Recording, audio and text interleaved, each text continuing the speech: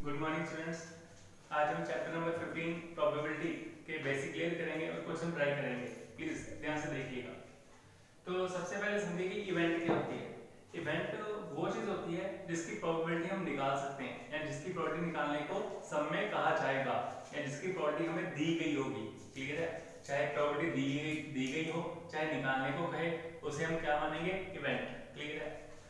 Probability क्या होता है? प्रोबेबिलिटी मींस संभावना। हम कहते हैं ना कितनी संभावना है कि हम अपना काम पूरी लगन से करेंगे। क्लियर है? और कितनी संभावना है कि हमारे मार्क्स अच्छे आएंगे। क्लियर है? कितनी संभावना है कि हमें सरकारी नौकरी मिल जाएगी, कितनी संभावना है कि हम देश के विकास के लिए कुछ अच्छा कर पाएंगे। ठीक है? ओके। तो संभावना को क्या बोलते हैं? प्रोबेबिलिटी। इसका दूसरा नाम क्या है? चांस।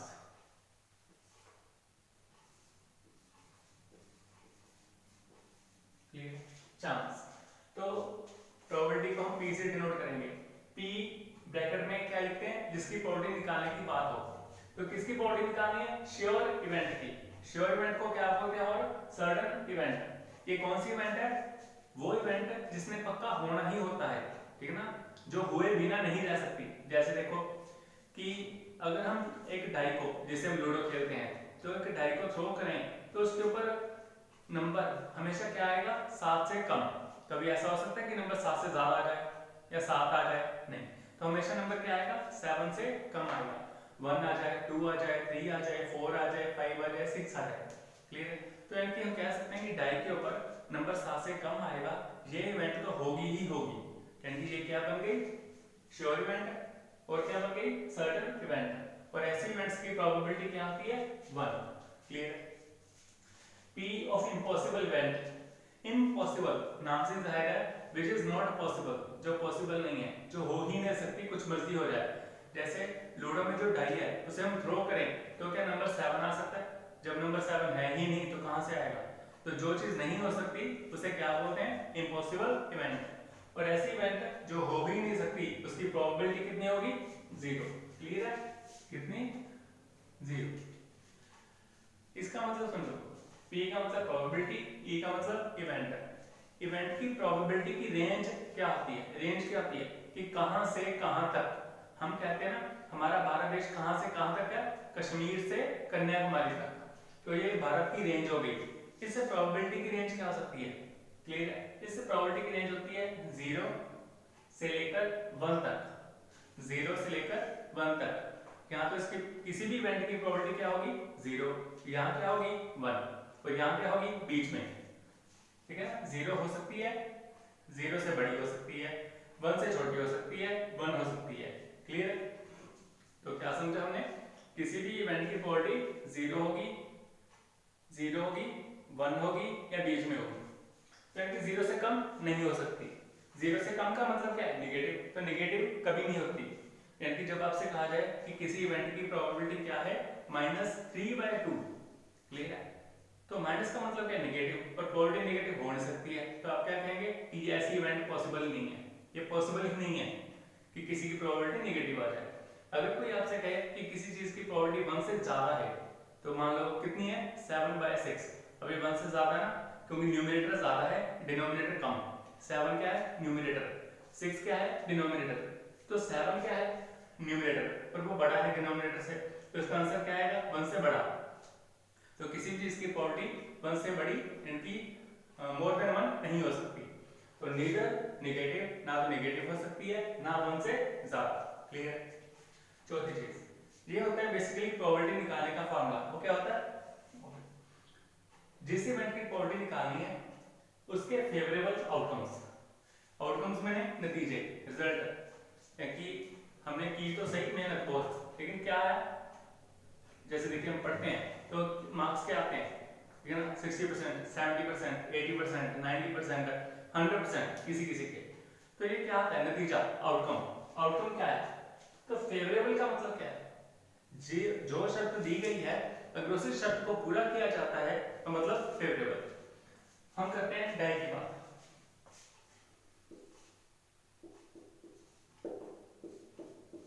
तो डाई पर हम जानते हैं क्या कुछ आ सकता है? 1 2 3 4 5 6, ये 6 आउटकम्स हैं। किसी भी चीज का टोटल पॉसिबल आउटकम्स कितने हैं, यानी कि ज्यादा से ज्यादा क्या कुछ आ सकता है, अगर इसकी नॉलेज होगी तो ही ऐसे सम कर सकते हैं, नहीं तो बहुत मुश्किल है। यानी कि आपको टोटल पॉसिबल आउटकम्स कितने हैं और क्या क्या हैं ये तो मालूम होना ही चाहिए। तो अगर डाई को थ्रो करते हैं जिससे हम लूडो प्ले करते हैं तो उस पर क्या कुछ आ सकता है, 1 2 3 4 5 6, क्लियर। तो अब प्रोबेबिलिटी निकालनी है हमने, ये कहता है फाइंड करो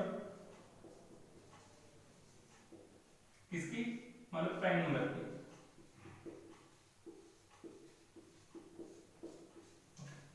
प्राइम नंबर की प्रोबेबिलिटी निकालनी है, हमारा बस एक ही काम होता है जब हम ऐसे सम करते हैं कि जिसकी प्रोबेबिलिटी निकालनी है पहले वो नोट करो, किसकी निकालनी है, प्राइम नंबर की।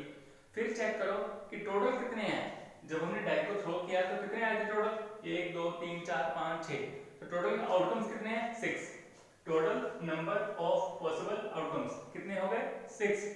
फिर फेवरेबल, फेवरेबल का ताल्लुक किससे होता है, इवेंट से। इवेंट मतलब जिसकी प्रोबेबिलिटी निकालनी है, किसकी प्रोबेबिलिटी निकालनी है, प्राइम नंबर की।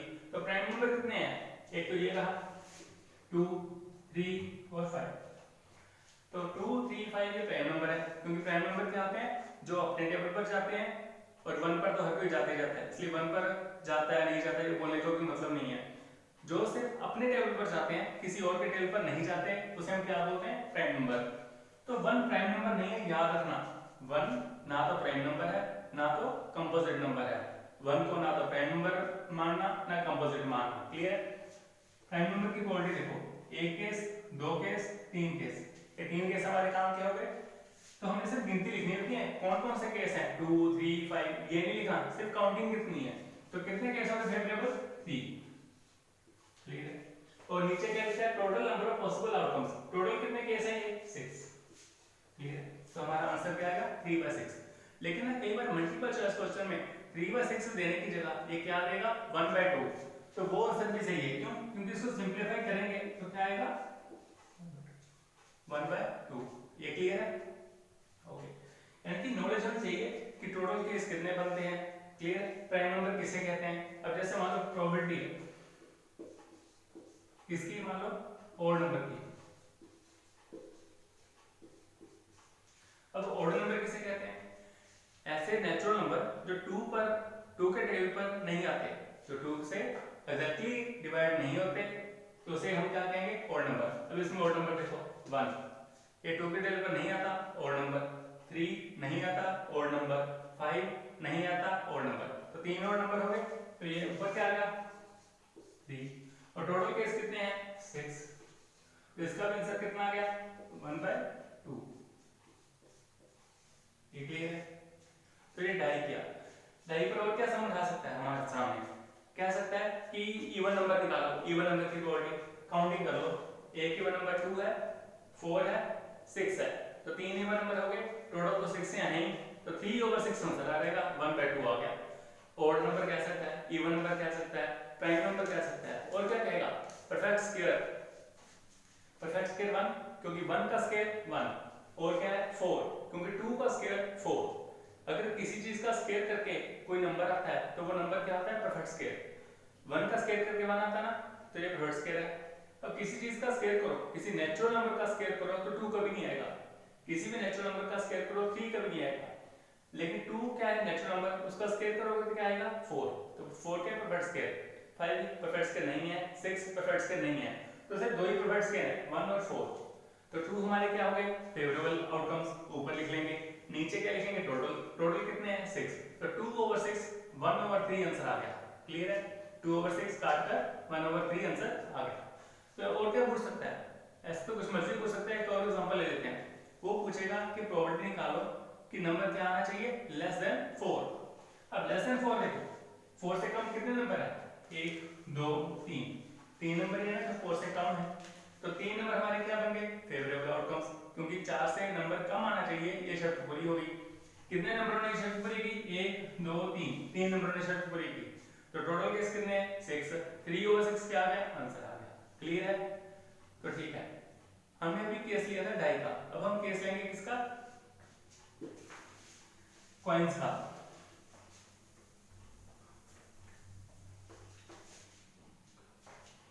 अब सिक्का देखिए, ये मान लो सिक्का है।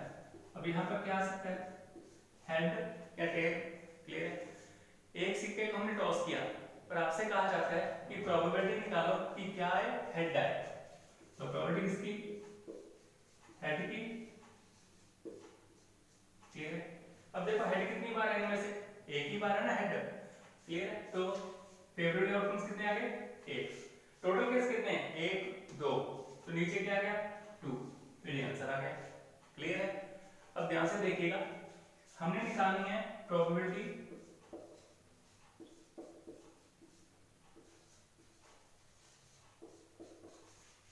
नॉट हेड की, यानी कि हेड ना हो। अब ये तो हेड है, ये तो काउंट कर नहीं सकते। ये हेड नहीं है, इसने शर्त पूरी कर दी ना इवेंट की। इवेंट क्या है, नॉट हेड। तो टेल क्या है, हेड तो है नहीं, ये तो टेल है। तो कितने केस है नॉट हेड वाले, एक। क्लियर है। टोटल केस कितने हैं, 2। तो ये आंसर आ गया नॉट हेड का। नॉट हेड का जो प्रोबेबिलिटी है, एक और तरीके से निकाल सकते हैं, ऐसे।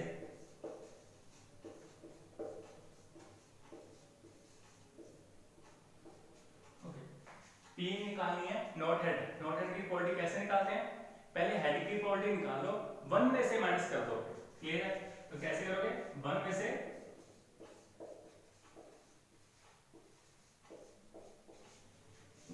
हेड की प्रोबेबिलिटी माइनस कर दो। नॉट हेड की प्रोबेबिलिटी निकालो, 1 में से हेड की माइनस कर दो। नॉट टेल की प्रोबेबिलिटी निकालो, 1 में से टेल की प्रोबेबिलिटी माइनस कर दो। क्लियर है। जिसकी भी प्रोबेबिलिटी निकालनी है नॉट वाली चीज की, तो 1 माइनस उसके होने वाली इवेंट की प्रोबेबिलिटी माइनस कर दो। क्लियर है। Not head head, not head head. अगर नॉट टेल होता तो यहां पर भी टेल आ जाता। तो इसका फॉर्मूला बन गया 1 माइनस पी हेड, 1 का 1 माइनस का माइनस। पी हेड कितनी है, हमें निकालनी थी, पी हेड कितनी है, 1/2।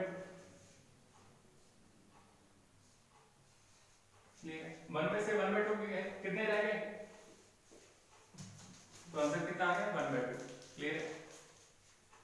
अब एक सिक्के का हमने किया, अब हम सिक्के का करते हैं टू कॉइंस का। क्लियर है। वो ध्यान से देखिए।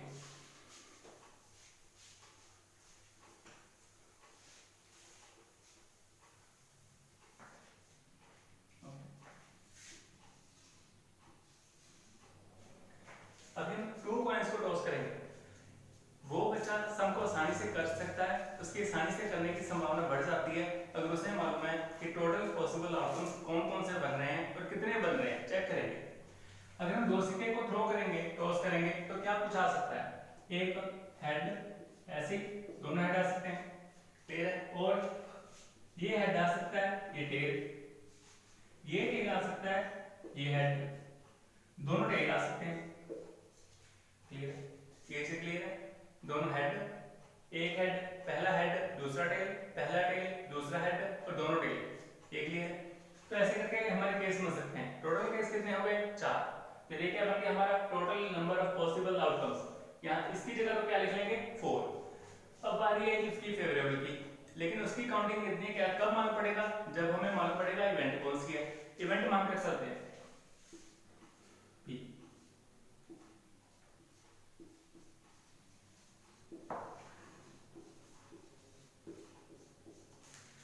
प्रोबेबिलिटी किसकी निकालनी है, 1 टेल ओनली, जहां जहां सिर्फ एक टेल हो। इसमें तो टेल कोई नहीं है, इसमें एक टेल है, एक ही टेल है ना, इसमें एक टेल है, लेकिन इसमें दोनों टेल है। तो हमारे काम की चीजें एक तो ये होगी और एक ये होगी। तो 2 ही केस हमारे काम के हैं। तो जितने केस काम के हैं वो ऊपर लिखते हैं और जो टोटल केस है वो नीचे लिखते हैं। तो कटिंग करके हमारा आंसर कितना आ गया, 1/2। ये क्लियर है। फिर से करेंगे। अब मान लो प्रोटीन निकालनी है एट मोस्ट 1 टेल। इसका मतलब एट मोस्ट का मतलब है इससे ज्यादा नहीं, एक टेल से ज्यादा नहीं। एट मोस्ट 1 टेल का मतलब एक टेल से ज्यादा नहीं होना चाहिए। इसमें एक टेल से ज्यादा, आप कहेंगे सर इसमें तो 0 टेल है, पर एक टेल से ज्यादा तो नहीं है ना, तो हमारे काम का है। इसमें एक टेल से ज्यादा है, इसमें तो एक ही टेल है ना, पर एक टेल से ज्यादा तो नहीं है ना, हमारे काम का है। ठीक, एक टेल से ज्यादा है नहीं, एक ही टेल है ना, यानी हमारे काम की चीज है। बस एक टेल से ज्यादा नहीं होना चाहिए, एट मोस्ट वन टेल का मतलब एक टेल से ज्यादा ना हो। तो इसमें एक टेल से ज्यादा है, ये हमारा खत्म हो गया केस, ये केस नहीं लेंगे। कितने केस काम के? 1 2 3, 1 2 3, क्लियर है? तो 3 ऊपर आ जाएगा। टोटल केस कितने हैं? 4। कटिंग हो नहीं रही तो 3/4 आंसर आता है, क्लियर है? एट मोस्ट का मतलब रिपीट करके देखते रहना माइंड में, इससे ज्यादा नहीं होना चाहिए। इससे ज्यादा अगर है हम काउंट नहीं करेंगे फेवरेबल आउटकम्स में, क्लियर? एक और लेते हैं, एटलीस्ट 1 है। एट मोस्ट का मतलब इससे ज्यादा नहीं होना चाहिए, और अगर इससे ज्यादा हुआ हम काउंट नहीं करेंगे। एटलीस्ट का मतलब इससे कम नहीं होना चाहिए, अगर कम होगा तो काउंट नहीं करेंगे। तो 1 हेड से कम ना हो, क्लियर है? इसमें 1 हेड से कम है? नहीं सर, इसमें तो 2 हेड्स हैं, ये तो ज्यादा हो गए। कम नहीं होना चाहिए बस, ये हमारे काम का केस है। इसमें 1 हेड से कम है, एटलीस्ट 1 हेड का मतलब 1 हेड से कम ना हो। तो इसमें 1 हेड से कम है? नहीं, 1 हेड है, इक्वल है, पर कम तो नहीं है ना, हमारे काम का है, तो इस कम नहीं होना चाहिए। इसमें कितने हेड है? 1 से कम तो नहीं है ना, 1 के बराबर नहीं है, तो काम का। इसमें 1 हेड से कम है, इसमें कितने हेड्स हैं? 0, तो 0 क्या होता है? 1 से कम होता है, तो ये केस काउंट नहीं करेंगे। तो कितने केस हैं? 3 केस हमारे काम के हैं, क्लियर है? टोटल कितने हैं? 4, क्लियर है? तो 3/4 इसका आंसर आ गया।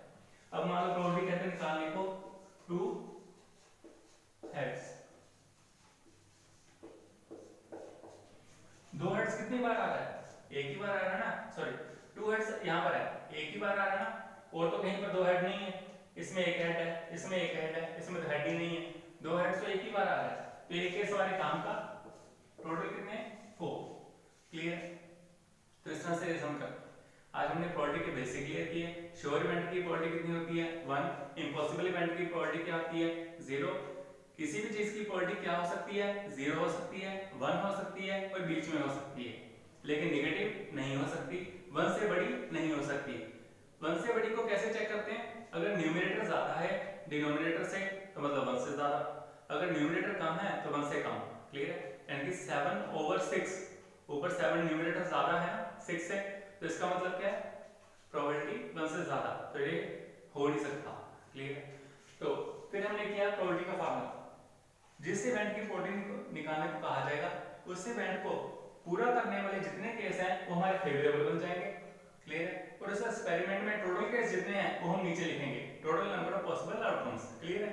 अब देखिए जैसे किया था हमने डाई, मैंने क्या कहा था, आपको मालूम होना चाहिए कौन सी चीज क्या है, टोटल कितने केस बन रहे हैं, तो इस चीज को क्या बोलते हैं? प्राइम नंबर किसे बोलते हैं? जो अपने टेबल पर जाता है, किसी और के टेबल पर नहीं जाता, क्लियर है? 2 3 5 7 11 13 ऐसे करके।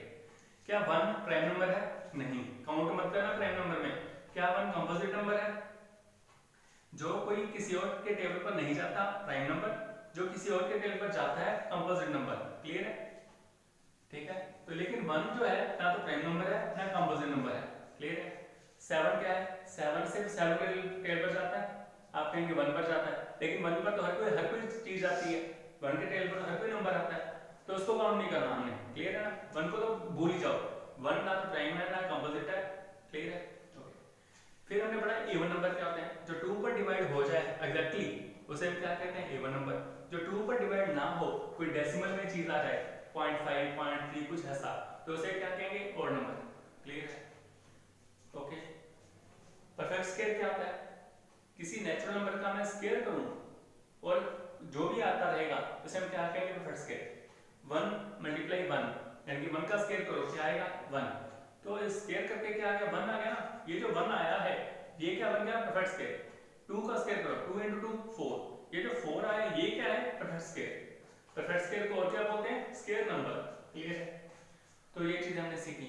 2 चीजें और भी काम की सीखी, कौन सी? At least, at most. एटलीस्ट का मतलब, एटलीस्ट 1 हेड का मतलब एक हेड से कम ना हो। एट मोस्ट 1 टेल का मतलब एक टेल से ज्यादा ना हो, क्लियर है? तो इस हिसाब से सम करिएगा, आपके क्लियर हो जाएंगे।